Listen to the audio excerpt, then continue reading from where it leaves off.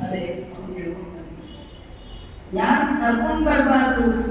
ते देव सिद्ध परीत पवित्र गाता ये साधवो समदृशः भगवत् प्रपन्ना तन्नोपसीदत हरेर्गदयाभिमुक्ता नैषावयं न च वयं भगवानन्दे. ಯಾರ ಜೀವನದ ನಡೆ ನುಡಿಯನ್ನ ದೇವತೆಗಳು ಕೊಂಡಾಡ್ತಿರ್ತಾರೋ ಅವರು ತಪ್ಪೆ ಹೋಗಬೇಡಿ.